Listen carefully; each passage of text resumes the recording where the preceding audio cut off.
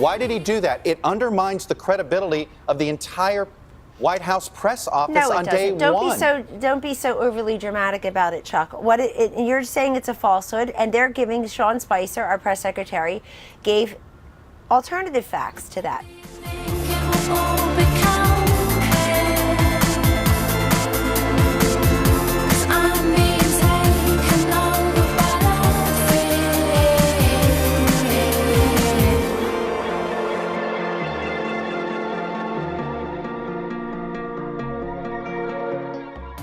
This is an apple.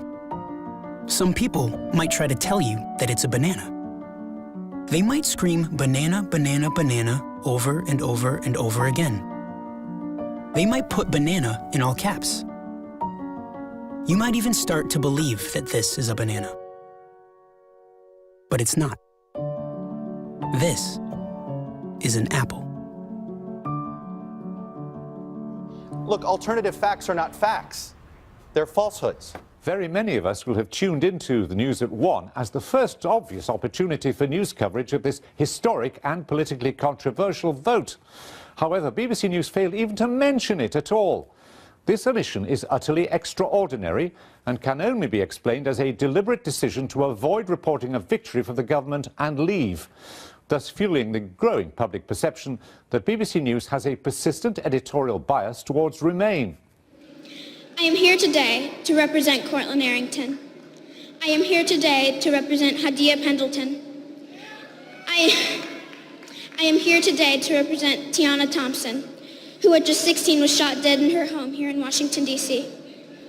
I am here today to acknowledge and represent the African American girls whose stories don't make the front page of every national newspaper.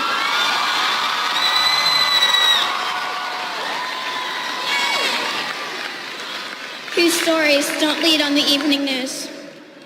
On Saturday, Trump quoted one of his predecessors, Thomas Jefferson, to make the point that presidents always have gripes about the press. Thomas Jefferson said, "Nothing can be believed which is seen in a newspaper. Truth itself," he said, "becomes suspicious by being put into that polluted vehicle." That's true. Jefferson said that in 1804. Reporters tend to respond with a different Jefferson quote from before he was elected president, when Jefferson said, "Were it left to me to decide whether we should have a government without newspapers or newspapers without a government, I should not hesitate a moment to prefer the latter."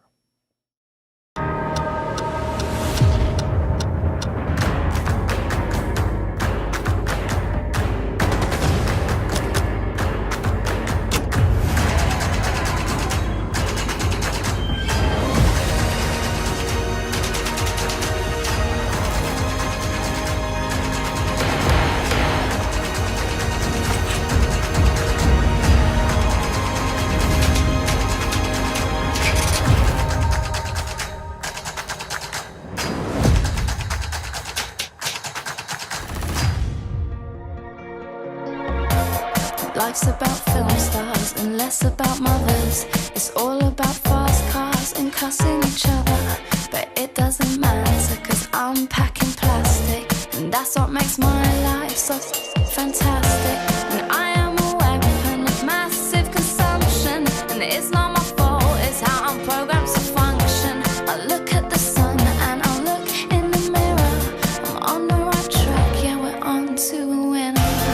I don't know what's right and what's real anymore. And I don't know how I'm meant to feel anymore.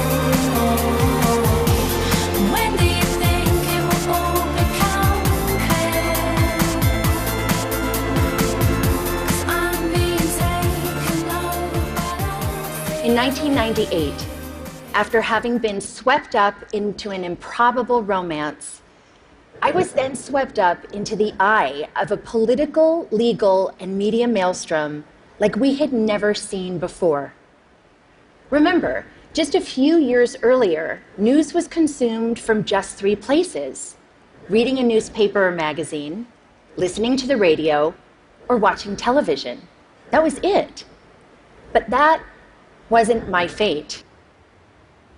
Instead, This scandal was brought to you by the digital revolution.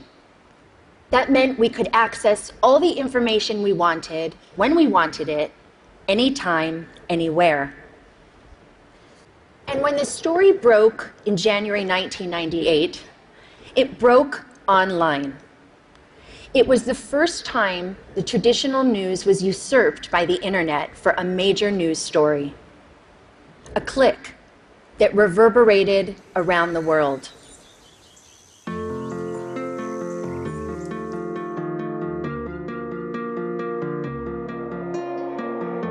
I wanna be rich and I want lots of money. I don't care about clever, I don't care about funny. I want loads of clothes and I want loads of diamonds. I heard people die while they're trying